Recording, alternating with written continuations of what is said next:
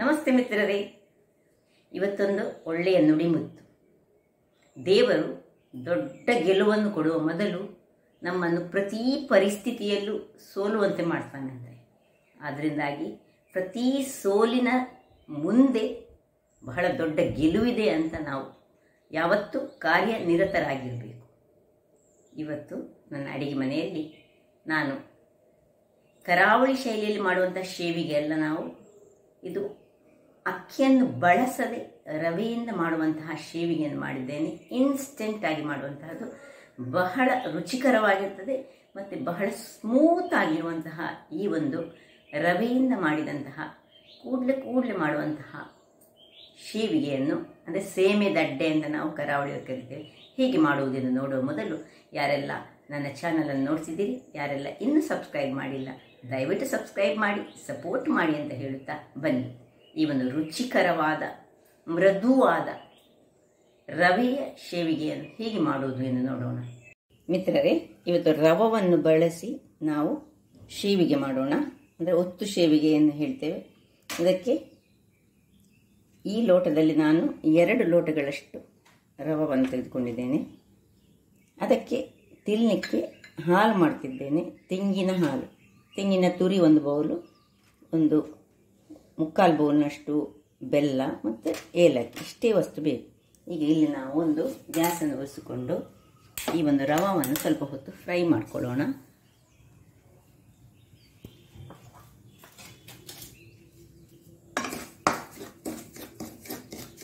ಇದು ಫ್ರೈ ಆಗ್ತಾ ಇರುವಾಗ ನಾನು ಇದರಲ್ಲಿ 3 ಲೋಟಗಳಷ್ಟು ಇದರಲ್ಲಿ ನೀರನ್ನು ಬಿಸಿ ಆಗಲಿಕ್ಕೆ ಇಟ್ಕೊಂಡಿದ್ದೇನೆ. ಇಲ್ಲಿ ನಿಧಾನಕ್ಕೆ ಇದನ್ನು ಫ್ರೈ ಮಾಡ್ಕೊಳ್ಳೋಣ. ಜಸ್ಟ್ ಸ್ವಲ್ಪ ಕಲರ್ ಚೇಂಜ್ ಆಗಬಾರ್ದು, ಸ್ವಲ್ಪ ಫ್ರೈ ಆದರೆ ಆಯಿತು.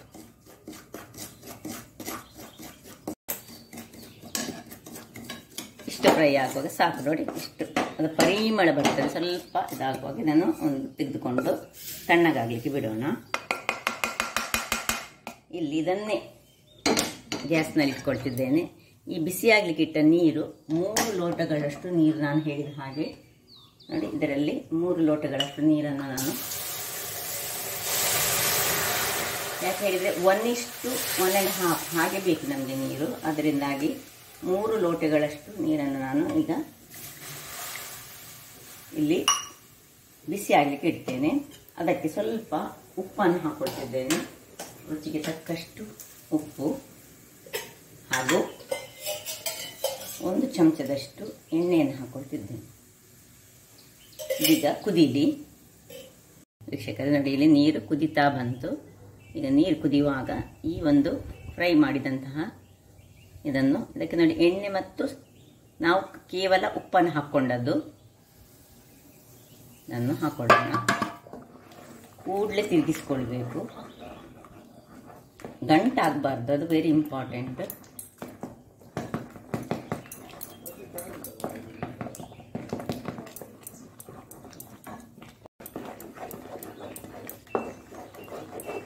ಹೀಗೆ ಒಳ್ಳೆ ತಿರುಗಿಸ್ಕೊಳ್ಬೇಕು. ಉಪ್ಪು, ಎಣ್ಣೆ ಹಾಗೂ ರವ ನೀರಿನೊಟ್ಟಿಗೆ ಒಳ್ಳೆ ಸೇರಿಕೊಳ್ಬೇಕು. ಇದರಲ್ಲಿ ಇದು ಬೆಂದು ಹೋಗ್ತದೆ.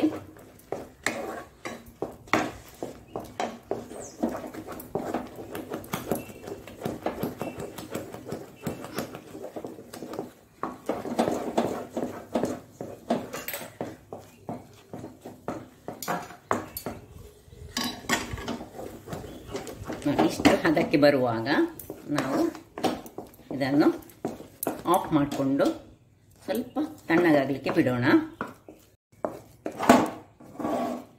ಒಂದು ಪ್ಲೇಟಿಗೆ ಹಾಕ್ಕೊಳ್ತೇನೆ. ಯಾಕೆ ಹೇಳಿದ್ರೆ ಇದನ್ನು ನಮಗೆ ಉಂಡೆಗಳಾಗಿ ಕಟ್ಕೊಳ್ಳಿಕ್ಕೆ ಉಂಟು. ಸ್ವಲ್ಪ ತಣ್ಣಗೆ ಆಗಲಿ ಅದು.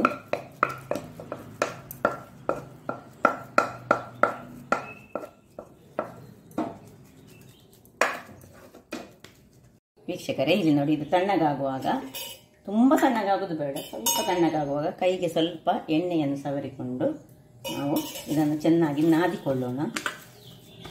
ಸ್ವಲ್ಪ ಬಿಸಿ ಉಂಟು, ಅಥವಾ ಸ್ವಲ್ಪ ತಣ್ಣೀರನ್ನು ಕೈಗೆ ತಾಗಿ ಒಳ್ಳೆ ಇದನ್ನು ಚೆನ್ನಾಗಿ ನಾದಿಕೊಳ್ಬೇಕು. ನಾನೆಲ್ಲ ನಾದಿಕೊಳ್ತೇನೆ. ಅಂದರೆ ಇದನ್ನೀಗ ಹಿಟ್ಟಿನಾಗಿ ಮಾಡಬೇಕು.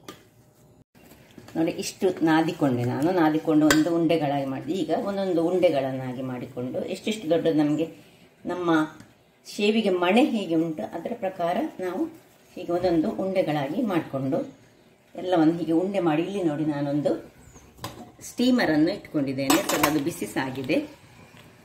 ಅದರೊಟ್ಟಿಗೆ ಈಗ ಒಂದೊಂದೇ ಉಂಡೆಗಳನ್ನು ನಾನು ಇಟ್ಕೊಳ್ತೇನೆ.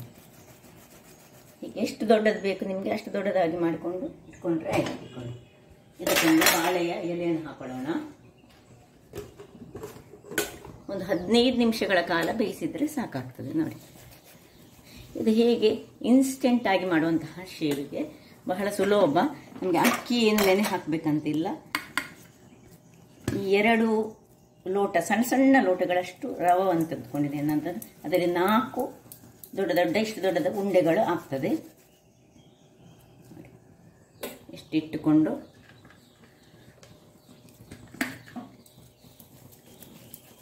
ಸ್ವಲ್ಪ ರೌಂಡ್ ಮಾತ್ರ ಹೀಗೆ ಓವಲ್ ಶೇಪಲ್ಲಿ ಇಟ್ಕೊಂಡು ಒಂದು ಸ್ವಲ್ಪ ಹೊಟ್ಟೆ ಇಟ್ಟು ಇದನ್ನು 15 ನಿಮಿಷಗಳ ಕಾಲ ಬೇಯಿಸಿಕೊಳ್ಳೋಣ. ವೀಕ್ಷಕರೇ ಇಲ್ಲಿ ನೋಡಿ, ಇದು ಇಲ್ಲಿ ಬೇಯ್ತಾ ಇರಲಿ, 15 ನಿಮಿಷ ಅದಕ್ಕೆ ಬೇಕು. ಇಲ್ಲಿ ಈಗ ನಾನು ತೆಂಗಿನ ಹಾಲನ್ನು ರೆಡಿ ಮಾಡ್ಕೊಳ್ತಿದ್ದೇನೆ. ಇದನ್ನು ತಿನ್ನಲಿಕ್ಕೆ ತೆಂಗಿನ ಹಾಲು ಬಹಳ ರುಚಿಕರವಾಗಿ ಬರ್ತದೆ, ಅಥವಾ ಪಾಯಸದಲ್ಲಿ ಸಹ ತಿನ್ನಲಿಕ್ಕೆ ಒಳ್ಳೆ ಆಗ್ತದೆ. ಗಸಗಸೆಯ ಪಾಯಸ ಮಾಡಿದರೆ ಅದು ಸಹ ಚೆನ್ನಾಗಿ ಆಗ್ತದೆ. ಈಗ ಮೊದಲಿಗೆ ತೆಂಗಿನ ಹಾಲು ತೆಗೆಯುವ ರೀತಿ ನಿಮಗೆಲ್ಲರಿಗೂ ಗೊತ್ತಿದ್ದ ಹಾಗೆ ಸ್ವಲ್ಪ ಒಂದು 3/4 ಬೌಲ್ನಷ್ಟು ತೆಂಗಿನ ತುರಿಗೆ ಸ್ವಲ್ಪ ಉಪ್ಪನ್ನು ಹಾಕ್ಕೊಳ್ತಿದ್ದೇನೆ ನಾನು. ಇದನ್ನು ಹಾಕಿ ಇದು ಬಿಸಿ ತಣ್ಣಗಾದ, ಅಂದರೆ ಫುಲ್ಲು ತಣ್ಣಗಾಗಲಿಲ್ಲ ಅಂತಹ ನೀರನ್ನು ನಾನು ತೆಗೆದುಕೊಂಡಿದ್ದೇನೆ. ಸ್ವಲ್ಪ ನೀರನ್ನು ತೆಗೆದುಕೊಂಡು ಅದು ಒಳ್ಳೆ ಹಾಲು ಬರ್ತದೆ. ಹಾಗಿರುವಾಗ 2 ಸತಿ ಇದರದ ಹಾಲು ತೆಗಿಲಿಕ್ಕೆ ಉಂಟು. ಈಗ ಒಮ್ಮೆ ತೆಗೆದು ಒಂದು ಸತಿ ತೆಗಿತಾ ಇರ್ತೇನೆ. ವೀಕ್ಷಕರೇ ನೋಡಿ, ಇಷ್ಟು ಗ್ರೈಂಡ್ ಆಗುವಾಗ ಇದನ್ನೊಮ್ಮೆ ಬಟ್ಟೆಯಲ್ಲಿ ಸಹ ಮಾಡಿಕೊಳ್ಬೋದು, ಅಥವಾ ಇಂತಹ ಗಾಳಿಸುವ ಇದರಲ್ಲಿ ಸಹ ಸುರಿಗೆ ಒಂದು ಸತಿ ಹಾಲು ತೆಗೆದುಕೊಳ್ಳೋಣ. ದಪ್ಪ ಮತ್ತು 2ನೇದು ನೀರು ಹಾಲು ಒಟ್ಟಿಗೆ ಮಾಡಿಕೊಳ್ಳೋದು. ಮತ್ತೆ ಅದಕ್ಕೀಗ ಬೆಲ್ಲ ಸೇರಿಸಲಿಕ್ಕೆ ಉಂಟು.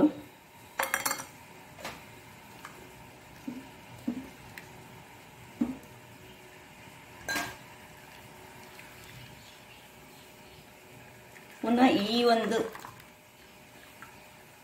ಗಾಳಿಸಿದಂತಕ್ಕೆ ಇದಕ್ಕೆ ಪುನಃ ಇದನ್ನು ಮಿಕ್ಸಿಯಲ್ಲಿ ಹಾಕೊಂಡು ಒಂದು ಅರ್ಧ ಲೋಟದಷ್ಟು ಪುನಃ ನೀರನ್ನು ಹಾಕ್ಕೊಳ್ತಿದ್ದೇನೆ. ನೋಡಿ, ಇಲ್ಲಿ ನೀರನ್ನು ಹಾಕೊಳ್ಳುವಾಗ ನಾನು ಬೆಲ್ಲವನ್ನು ಸಹ ಇದರ ಒಟ್ಟಿಗೆ ಹಾಕ್ಕೊಂಡು ಗ್ರೈಂಡ್ ಮಾಡ್ಕೊಳ್ತೇನೆ. ಬೆಲ್ಲ ಸಹ ಅದರೊಟ್ಟಿಗೆ ಗ್ರೈಂಡ್ ಆಗಲಿ ಒಳ್ಳೆ. ವೀಕ್ಷಕರೇ ನೋಡಿ, ಬೆಲ್ಲ ಸಹ ಹಾಕಿ ಇದನ್ನೀಗ ಈ ರೀತಿಯಾಗಿ ಗ್ರೈಂಡ್ ಮಾಡಿಕೊಂಡೆ. ಈಗ ಇದನ್ನು ಪುನಃ 2ನೇ ಬಾರಿ ಚೆನ್ನಾಗಿ, ಬೆಲ್ಲ ಇಲ್ಲದಿದ್ದರೆ ನೀವು ಕರಗಿಸಿಕೊಂಡು ಹಾಗೂ ಮಾಡಿಕೊಳ್ಬೋದು, ಅಥವಾ ಹೀಗೆ ಮಾಡಿದರೆ ಸುಲಭದಲ್ಲಿ ಒಂದೇ ಸರಿ ಆಗ್ತದೆ. ಈಗ ನೋಡಿ, ಇದು 2ನೇ ಬಾರಿ, ಅದು ಸ್ವಲ್ಪ ತೆಳು ಇರ್ತದೆ. ಇನ್ನು ಇದು ನೋಡಿ ಡಿಸ್ಕಾರ್ಡ್ ಮಾಡಲಿಕ್ಕೆ. ಈಗ ಇಡೀ ಎಲ್ಲವನ್ನು ಸಹ ನಾನು ತೆಗೆದುಕೊಂಡು ತೋರಿಸ್ತೇನೆ ನಿಮಗೆ. ವೀಕ್ಷಕರೇ, ಎಲ್ಲ ಗಾಳಿಸಿ ಆಯ್ತು ನೋಡಿ, ಈ ರೀತಿಯಾಗಿ ಬಂದಿದೆ. ಈಗ ನಾನು ಏಲಕ್ಕಿಯನ್ನು ಅಲ್ಲಿಗೆ ಇಡೀ ಏಲಕ್ಕಿಯನ್ನು ಒಟ್ಟಿಗೆ ಗುದ್ದಿ ಅದರ ಸಿಪ್ಪೆ ಒಟ್ಟಿಗೆ ಇದಕ್ಕೆ ಮಿಕ್ಸ್ ಮಾಡ್ತಾ ಕೊಡ್ತಿದ್ದೇನೆ. ತೆಂಗಿನ ಹಾಲು ರೆಡಿ ಆಯಿತು. ಇಷ್ಟು ತೆಳುವಾದರೆ ಸಾಕು. ಸ್ವಲ್ಪ ತೆಂಗಿನ ತುರಿಯಲ್ಲಿ ನೋಡಿ ಇಷ್ಟು ಹಾಲು ಬಂತು. ಈಗ ಇದನ್ನು ಪಕ್ಕಕ್ಕೆ ಇಟ್ಟುಕೊಳ್ಳೋಣ. ಇಲ್ಲಿ ನೋಡಿ, ಇದು ಸಾಧಾರಣ 15 ನಿಮಿಷಗಳ ಕಾಲ ಆಗಿದೆ. ಈಗ ಅದನ್ನು ಓಪನ್ ಮಾಡಿ ಒಮ್ಮೆ ಚೆಕ್ ಮಾಡುವ. ಖಂಡಿತ ಬೆಂದಿರ್ಬೋದು, ನೋಡುವಾಗಲೇ ಗೊತ್ತಾಗ್ತದೆ ಬೆಂದಿದೆ. ನೋಡಿ, ಏನು ಹಿಡಿತಾ ಇಲ್ಲ. ಈಗ ಇದನ್ನು ಆಫ್ ಮಾಡ್ಕೊಳ್ತಿದ್ದೇನೆ. ಆಫ್ ಮಾಡಿಕೊಂಡು ನಾವು ಚಕ್ಕುಲಿ ಮಾಡುವಂತಹ ಇನ್ಸ್ಟ್ರೂಮೆಂಟಲ್ಲಿ ನೋಡಿ ಈ ಅಂತ ಒಟ್ಟೆದ ಹಾಕಿ ಇದರಲ್ಲಿ ಹಸಿ ಇರುವಾಗಲೇ ಮಾಡಿ ಇದರಲ್ಲಿ ಹೀಗೆ ಮಾಡಿಕೊಂಡು ಬೇಯಿಸ್ಕೊಳ್ಬೋದು. ಅಥವಾ ಈಗ ನಾನು ಮಾಡಿದಾಗೆ ಮೊದಲೇ ಬೇಯಿಸಿಕೊಂಡು, ನಾವು ನಮ್ಮ ಹತ್ರ ಕರಾವಳಿಗರ ಹತ್ರ ಹೆಚ್ಚಾಗಿ ಇಂತಹ ಈ ಮಣೆಗಳಿರ್ತದೆ ನೋಡಿ. ಇಲ್ಲಿ ಈಗ ನಾನು ಮಣೆಗಳನ್ನು ಇಟ್ಟುಕೊಂಡಿದ್ದೇನೆ. ಇದು ಶೇವಿಗೆ ಒತ್ತುವಂತಹ ಮಣೆ. ಈ ಇದನ್ನು ಹೀಗೆ ಇಟ್ಟುಕೊಂಡು ನೋಡಿ, ಒಂದೊಂದೇ ಇದನ್ನು ಇದರ ಒಳಗೆ ಹಾಕೊಂಡು ಇದರಲ್ಲಿ ಒತ್ತಿಕೊಳ್ತಿದ್ದೇನೆ ನಾನು. ನೋಡಿ, ಇಲ್ಲಿ ಒಂದು ಪ್ಲೇಟನ್ನು ಇಟ್ಟುಕೊಂಡಿದ್ದೇನೆ. ಹೀಗೆ ಇಟ್ಟು ಒಳ್ಳೆ ಚೆನ್ನಾಗಿ ಬರ್ತದೆ ಅದು. ಎಲ್ಲ ಕರಾವಳಿಗರ ಮನೆಗಳಲ್ಲಿ ಇಂತಹ ಒತ್ತುವಂತಹ ಈ ಒಂದು ಇನ್ಸ್ಟ್ರೂಮೆಂಟ್ ಇದೆ ನೋಡಿ, ಹೇಗೆ ಬರ್ತದೆ ನೋಡಿ. ಕೆಳಗಿನಿಂದ ಶೇವಿಗೆಯ ರೀತಿಯಲ್ಲಿ ಇದನ್ನು ಒಬ್ಬ ರೀತಿಯಿಂದ ಹಿಡಿದುಕೊಳ್ಬೇಕಾಗ್ತದೆ. ಹೀಗೆ ಹಿಡಿದುಕೊಂಡು ತಿರುಗಿಸಿದರೆ ಒಳ್ಳೆ ಶೇವಿಗೆ ರೆಡಿ ಆಗ್ತದೆ. ಒಂದು ಶೇವಿಗೆ ಆಯಿತು. ಹೀಗೆ ನಾನು ಉಳಿದ ಶೇವಿಗೆಗಳನ್ನು ಉಂಡೆಗಳನ್ನು ಒಂದು ಇದಾಯ್ತಲ್ಲ, ಇನ್ನೊಂದು ಉಂಡೆ ಅಂತ ನೋಡಿ ನಾನು ಹಾಕ್ಕೊಳ್ತಿರ್ತೇನೆ. ಬೇಕಿದ್ರೆ ಒಮ್ಮೆ ಇದರದ್ದು ಮುಖವನ್ನು ತೊಳೆದುಕೊಂಡ್ರೆ ಸಹ ಆಗ್ತದೆ. ಈಗ ನನ್ನದು ಪ್ರಮಾಣ ಸ್ವಲ್ಪ ಕಡಿಮೆ ಇರೋದ್ರಿಂದಾಗಿ ನೋಡಿ, ಎರಡನೇದನ್ನು ಸಹ ನಾನು ಇದೇ ರೀತಿ ಇದರೊಳಗೆ ಹಾಕ್ಕೊಂಡು ಒತ್ತಿಕೊಳ್ತೇನೆ. ಎಲ್ಲವನ್ನು ಹೀಗೆ ಒತ್ತಿಕೊಂಡು ನಿಮಗೆ ತೋರಿಸ್ಕೊಡ್ತೇನೆ. ವೀಕ್ಷಕರೇ ನೋಡಿ ಹೇಗೆ ರೆಡಿಯಾಗಿ ಬಂತು. ಇಷ್ಟು ಈ ಲೋಟದಲ್ಲಿ 2 ಲೋಟದಷ್ಟು ಸಜ್ಜಿಗೆ ನಾನು ತೆಗೆದುಕೊಂಡಾಗ ಇಷ್ಟು 4 ಉಂಡೆಗಳಷ್ಟು ಆಗಿ ಇಷ್ಟ ಆಗ್ತದೆ. ಬಹಳ ಟೇಸ್ಟಿಯಾಗಿ ಬರ್ತದೆ, ನೀವು ಎಣಿಸ್ಲಿಕ್ಕಿಲ್ಲ ವೀಕ್ಷಕರೇ, ಅಷ್ಟು ಟೇಸ್ಟಿಯಾಗಿ ಬರ್ತದೆ ನೋಡಿ. ಅದರೊಟ್ಟಿಗೆ ಈ ಒಂದು ಹಾಲನ್ನು ಸಹ ನಾನು ರೆಡಿ ಮಾಡಿ ಇಟ್ಕೊಂಡಿದ್ದೇನೆ.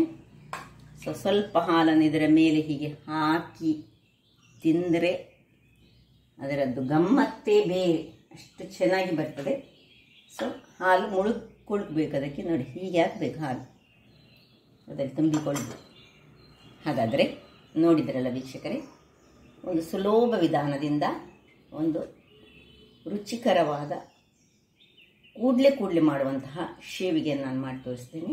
ಹಾಗಾದರೆ ನನ್ನ ಕುಕಿಂಗ್ ಚಾನಲ್ ನಿಮಗೆ ಇಷ್ಟ ಆದರೆ ಬೋಳೂರು ಸುವರ್ಣ ಚಾನಲನ್ನು ಲೈಕ್ ಮಾಡಿ, ಶೇರ್ ಮಾಡಿ ಹಾಗೂ ಸಬ್ಸ್ಕ್ರೈಬ್ ಮಾಡಿ ಹಾಗೂ ನನ್ನ ಇನ್ಸ್ಟಾಗ್ರಾಮ್ ಪೇಜನ್ನು ಫಾಲೋ ಮಾಡಿ. ಧನ್ಯವಾದಗಳು.